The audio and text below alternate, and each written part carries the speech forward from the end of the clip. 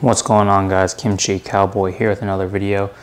Today we're going to be talking about the newest item to this channel. Give you guys a little background why I decided to go with this. First off, it's a Grand Power Stribog SP9A3, chambered in 9mm, hence the 9.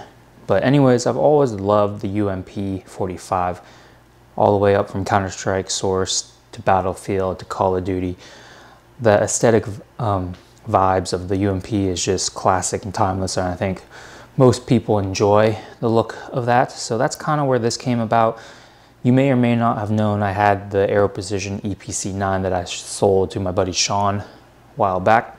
Ever since I sold that, I kind of missed a PCC setup, a subgun setup, and then once I got the Spectre 9 from Silence & Co., definitely missed a subgun PCC kind of setup, because running a 9mm can on a pistol, yeah, it's fun, not super practical, whereas throwing it on this is basically the best of both worlds. It's an ultimate truck gun or a backpack gun, but disclaimer, I don't think you should be leaving any firearms in your vehicle unattended. That's just a recipe for disaster, so take that with a grain of salt. If I'm traveling, whatever, and I know I can take this with me, that's what I'll be having. It's definitely more compact and easier to travel around with than, let's say, the 11.5 AR. But anyways, that's the main reason I got this. I traded actually my SIG M18 for this, and yeah, super happy. Was looking around at different subguns, looking at the MP5 made by Zenith, I believe that's how you say it. Was also looking at the B&T, TP9, Scorpion, but essentially landed on this one. It's a delayed roller compared to a blowback system. Delayed roller, can I tell a difference? Honestly, not really. Compared to shooting Isaac's SIG MPX, this definitely has a bit more recoil. So can't really say.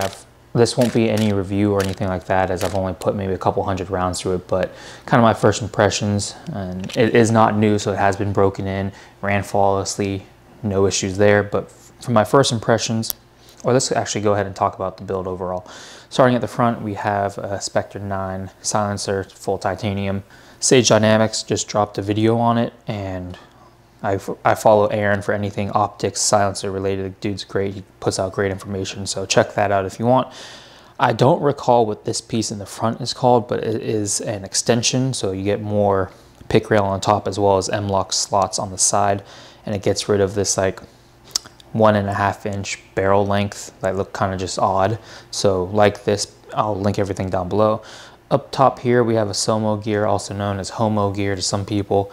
It's a knockoff PEC 15. Reason I have it is I'm not going to drop $1,500, $200 or $2,000 on a real PEC 15 at this current moment.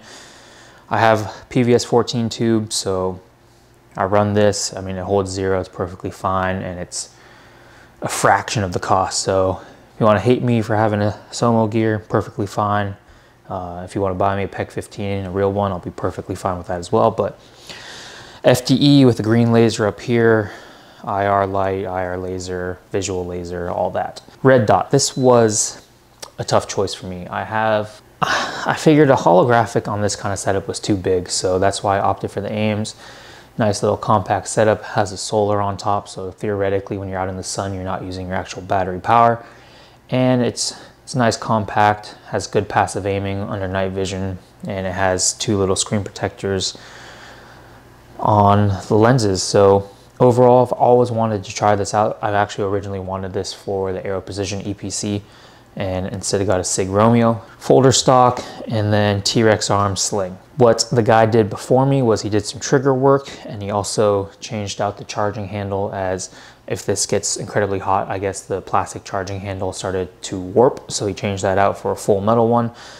I never shot an original Stribog, so I can't tell you if the trigger is better or is not, but it's incredibly light, short reset, and overall a nice trigger. So let's go ahead and talk about first impressions. First impressions, when I started loading the magazines, these mags are incredibly stiff and not that great to run. This one in particular, the one in here, oh, he also has a different block inside, a feed ramp. This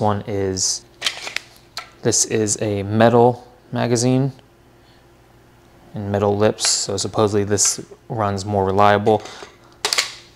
but the metal one is incredibly hard to load itself. But some overall first impressions: magazine's hard to load, trigger's really nice, ergonomics are pretty good. I didn't realize when I first bought it, it was a pick rail underneath, so I only have M-lock hand stops, so I need to get one that actually fits to a pick rail. There's not a whole lot of real estate on the top. That's okay by me. These M-lock slots right here are basically useless because of the gas block, so anything that goes in there actually doesn't fit. So the M-lock on the side, if you did not get this extension, is very limited. You only have this piece right here and the one up front. Now onto some gripes as well. Safety, 9-degree safety, ambi, that's fine by me, whatever. What is a major flaw in my books is the magazine release. I press it, and not all the time does the mag drop out. You'll see me in some clips that I'll play. I have to just yank the mag out because it will not drop. This metal one, because I think it has a little more weight to it, will drop out majority of the time. But the plastic ones I have don't always drop out. So that's a little bit annoying. You have to strip it out. It is what it is. You just gotta practice and you get relatively fast overall. Next up is bolt slide release. This thing, hang on, is so stiff that you can really see me working. And like, okay, so if I was to shoot with my index finger here, I'm pressing pretty hard, and it's still not going. Still not going. And I'm not being a little bitch and not really trying, but same thing here, see? Not going down. And then finally it goes. So bolt release is really tough. I don't know why it's so tough. I lubed it up and everything, so I have no idea. Also, the shelf for it itself is very small. What people do a lot of the times is actually swap this lower out.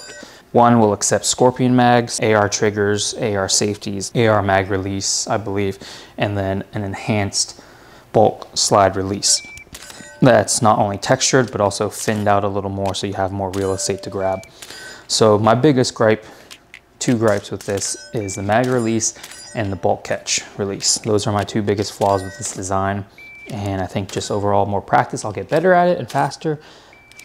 But just right off the bat, those were two things I noticed right away that I did not enjoy. And then the magazines are the third, because you got to load mags every single time you use this, and it took forever to load all 30 rounds. So definitely thinking about getting the lower that allows Scorpion mags, because also those mags are incredibly cheap compared to the Stribogs.